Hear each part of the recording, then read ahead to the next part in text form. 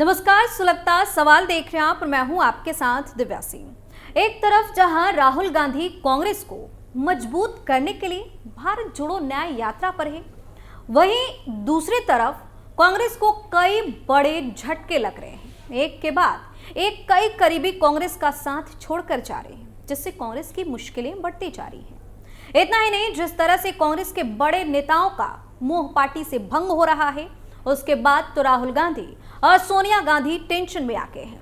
उनकी रातों की नींद हराम हो गई है। वहीं पार्टी छोड़ने के बाद जिस तरह से नेताओं के बयान सामने आ रहे हैं, उसके बाद तो कांग्रेस कहीं मुंह छिपाने लायक नहीं बची है।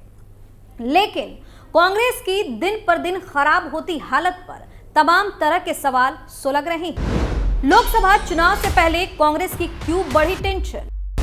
कैसे लगा महाराष्ट्र में कांग्रेस को एक और बड़ा झटका? पूर्व मंत्री बाबा सिद्दीकी ने क्यों छोड़ी पार्टी? क्यों खत्म हो रही राहुल गांधी की टीम? इन सवालों ने सियासी पारा हाई कर दिया है और कांग्रेस की मुश्किलें बढ़ा दी हैं। लोकसभा चुनाव से पहले महाराष्ट्र में कांग्रेस पार्टी को झटके पर झटके मिल रहे हैं। कई बड़े नेता पार्टी का साथ छोड़े। स्टोरी में आगे बताएंगे कैसे खत्म हो रही है राहुल गांधी की टीम। लेकिन सबसे पहले बात पार्टी से अलविदा करने वाले बाबा सिद्दीकी की। अभी हाल ही में पूर्व केंद्रीय मंत्री मिलिंद देवड़ा ने पार्टी की सदस्यता से इस्तीफा दिया था। अब इसके बाद महाराष्ट्र सरकार में मंत्री रहे बाबा सिद्दीकी ने कांग्रेस पार्टी छोड़ दी है। बता दें कि पार्टी छोड़ने का ऐलान करते हुए बाबा सिद्दीकी ने ट्विटर पर लिखा, मैं एक युवा किशोर के रूप में भारतीय राष्ट्रीय कांग्रेस पार्टी में शामिल हुआ और यह 48 वर्षों तक चलने वाली एक महत्वपूर्ण यात्रा रही है। आज मैं भारतीय राष्ट्रीय कांग्रेस पार्टी की प्राथमिक सदस्यता से इस्तीफा देता हूं। उन्होंने कहा कि मैं कहना तो बहुत कुछ चाहता हूं, लेकिन उसे ना कहा जाए तो बेहतर होगा। गौर करने वाली बात है कि इससे पहले 14 जनवरी को मिलिंद देवड़ा कांग्रेस छोड़कर शिवसेना में शामिल हो गए थे। इसके बाद से ही कयास लगाए जा रहे थे कि जल्द ही बाबा सिद्दीकी भी पार्टी छोड़ने का फैसला ले सकते हैं। हालांकि उस दौरान उन्होंने इसे केवल कयास बताया था, लेकिन आज उन्होंने खुद ही पार्टी छोड़ने का ऐलान कर दिया है। वहीं अब उनके कांग्रेस छोड़ने के बाद माना जा रहा है कि वह अजीत पवार की एनसीपी में शामिल हो जाएंगे, क्योंकि पिछले दिनों बाबा सिद्दीकी के बेटे जिशान ने अजीत पवार से मुलाकात भी की थी। बता दें कि बाबा सिद्दीकी बांद्रा विधानसभा सीट से 3 बार के विधायक रह चुके हैं और महाराष्ट्र में बड़े मुस्लिम चेहरों में से एक हैं। बता दें कि महाराष्ट्र कांग्रेस के जाने माने नेता बाबा सिद्दीकी ने पार्टी छोड़ी है। पार्टी से नाता तोड़ने के बाद उनका पहला बयान सामने आया है। बाबा सिद्दीकी ने कहा कि हम जिस परिवार में इतने साल रहे, मैं उस परिवार के अंदर भी बहुत इशू उठाता रहा। कुछ तो हुआ होगा इसलिए हटा। जब लगता है कि हट जाना चाहिए तो हट जाना चाहिए। मेरा सफर इंदिरा गांधी जी से लेकर राहुल गांधी जी तक रहा है। खड़गे जी मेरे पिता समान हैं। कांग्रेस से अपने इस्तीफे पर महाराष्ट्र के पूर्व मंत्री बाबा सिद्दीकी ने कहा कि मुझे फैसला लेना था और मैंने फैसला ले लिया है। मुझे कोई मजबूर नहीं कर सकता। मैं वयस्क हूं। जब आपको कोई बात समझ में ना आए तो बार बार कहने पर भी उसमें सुधार ना हो तो आपको यह समझ लेना चाहिए कि अब आपकी यहाँ पे कोई जरूरत नहीं है और आपको आगे बढ़ जाना चाहिए। इसलिए मैं आगे बढ़ गया हूं। जब उनसे पूछा गया कि क्या वह अजीत पवार की पार्टी एनसीपी में शामिल होंगे, तो उन्होंने कहा कि मैं 10 फरवरी को फैसला करूंगा। आप देखेंगे कि मैं कहां जा रहा हूं। महाराष्ट्र के पूर्व मंत्री बाबा सिद्दीकी ने कहा कि उन्होंने लगभग 5 दशकों तक पार्टी का सदस्य रहने के बाद कांग्रेस से इस्तीफा दे दिया है। बताया जा रहा है कि कांग्रेस का हाथ छोड़कर बाबा सिद्दीकी 10 फरवरी को एनसीपी अजीत पवार गुट ज्वाइन कर सकते हैं। नीतीश के महागठबंधन का साथ छोड़ते ही बाबा का भी सपना टूट गया। बाबा बिहार से राज्यसभा जाना चाहते थे।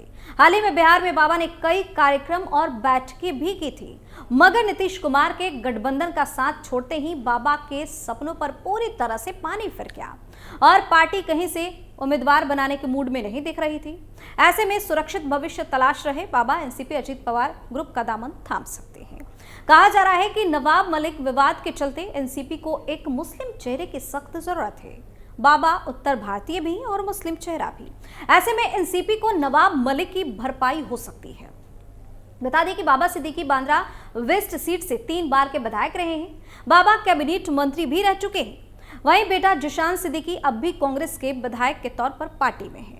बांद्रा कलानगर सीट से वो विधायक हैं, लेकिन इस सीट के अंतर्गत मातुश्री भी आता है। ऐसे में अगर बेटे के हाथ से ये सीट गई तो बाप बेटे दोनों पैदल हो जाए। अब गौर करने वाली बात यह है कि बाबा सिद्दीकी कांग्रेस छोड़कर जाने वाले पहले नेता नहीं हैं। बीते कुछ समय में पार्टी से कई बड़े नेताओं ने अपना नाता तोड़ दिया है। कहा जाता है कि ये राहुल गांधी और सोनिया गांधी की लापरवाही का नतीजा है, जिससे बड़े बड़े नेताओं का पार्टी से मोह भंग होता जा रहा है। बाबा सिद्दीकी से पहले पूर्व केंद्रीय मंत्री मुरली देवड़ा के बेटे मिलिंद देवड़ा ने कांग्रेस से इस्तीफा दे दिया था। 47 साल के मिलिंद देवड़ा यूपीए 2 के कार्यकाल में कुछ समय के मंत्री रह चुके थे। मिलिंद देवड़ा ने भी सोशल मीडिया प्लेटफॉर्म एक्स पर पार्टी छोड़ने की जानकारी दी थी। देवड़ा ने लिखा था कि आज मेरी राजनीति की यात्रा के एक महत्वपूर्ण अध्याय का समापन हुआ। कांग्रेस की प्राथमिक सदस्यता से मैंने अपना त्यागपत्र दे दिया है। कांग्रेस पार्टी के साथ मेरे परिवार का 55 साल पुराना रिश्ता खत्म हो गया। मैं सालों से उनके अटूट समर्थन के लिए सभी नेताओं, सहकर्मियों और कार्यकर्ताओं का आभारी हूं। इस लिस्ट में कांग्रेस के कद्दावर नेता और पूर्व केंद्रीय मंत्री कपिल सिब्बल भी आते हैं। कपिल सिब्बल ने 16 मई 2022 को कांग्रेस से इस्तीफा दे दिया था। हालांकि उन्होंने अपने इस्तीफे के एक हफ्ते बाद इसकी घोषणा की थी। उन्होंने बाद में समाजवादी पार्टी की तरफ से राज्यसभा सांसद के तौर पर नामांकन भरा था। वहीं कांग्रेस के दिग्गज नेता गुलाम नबी आजाद ने 2022 में पार्टी से इस्तीफा दिया था। ये उस दौरान पार्टी छोड़ने वाले सबसे बड़े नेताओं में से एक थे। गुलाम नबी आजाद ने अब जम्मू कश्मीर में डेमोक्रेटिक प्रोग्रेसिव आजाद पार्टी के नाम से अपना दल बना लिया है। गुजरात के पाटीदार नेता हार्दिक पटेल ने मई 2022 में अपने त्यागपत्र के साथ राहुल गांधी को नाराज करते हुए कांग्रेस छोड़ दी थी। राहुल गांधी हार्दिक को 2019 में पार्टी में लेकर आए थे। हार्दिक पटेल ने अपने त्यागपत्र में लिखा कि पार्टी के ज्यादातर बड़े नेता अपने फोन में ही व्यस्त रहते हैं। अपने त्यागपत्र के बाद वह बीजेपी में शामिल हो गए थे। पूर्व केंद्रीय मंत्री अश्विनी कुमार ने पंजाब चुनाव से कुछ दिन पहले फरवरी 2022 में कांग्रेस से इस्तीफा दे दिया था। पार्टी के एक अनुभवी नेता रहे अश्विनी कुमार 2019 के चुनाव में हार के बाद पार्टी छोड़ने वाले पहले नेताओं में शामिल थे। वहीं सुनील जाखड़, जिन्होंने पंजाब कांग्रेस इकाई का नेतृत्व किया था, इन्होंने भी 2022 में तत्कालीन मुख्यमंत्री चरणजीत सिंह चन्नी की आलोचना करने के लिए नेतृत्व के तरफ से कारण बताओ नोटिस मिलने के बाद पार्टी छोड़ दी थी और भाजपा में शामिल हो गए थे, जिसके बाद उन्हें बीजेपी पंजाब इकाई का प्रमुख भी बना दिया गया था। इतना ही नहीं, पूर्व केंद्रीय मंत्री आरपीएन सिंह जनवरी 2022 को कांग्रेस छोड़कर भाजपा में शामिल हो गए थे। वह उत्तर प्रदेश चुनाव से ठीक पहले ऐसा करने वाले सबसे प्रमुख नेता बन गए।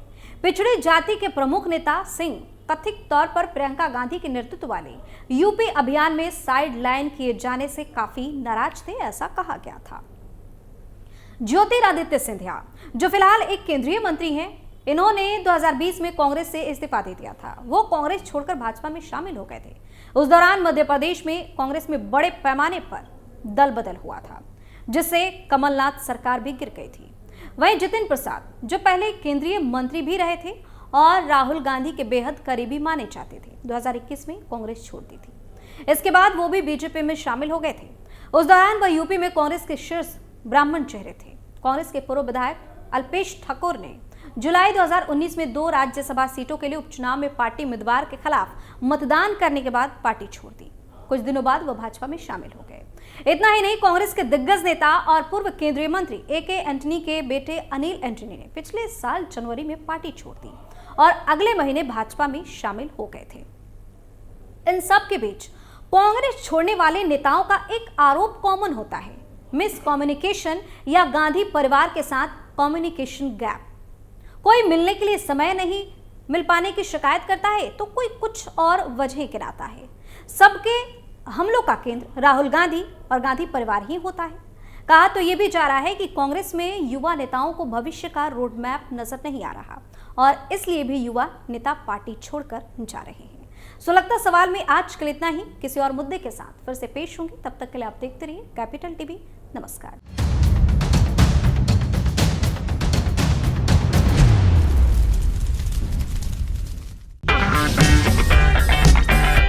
अगर आपको हमारा वीडियो पसंद आया हो तो इसे लाइक करें, हमारे चैनल को सब्सक्राइब करें और हाँ, बेल आइकन दबाना ना भूलें ताकि आप तक हमारे वीडियो की नोटिफिकेशन पहुंचती रहे। आप अपना सुझाव हमें कमेंट बॉक्स में दे सकते हैं। हमारे साथ जुड़ने के लिए शुक्रिया।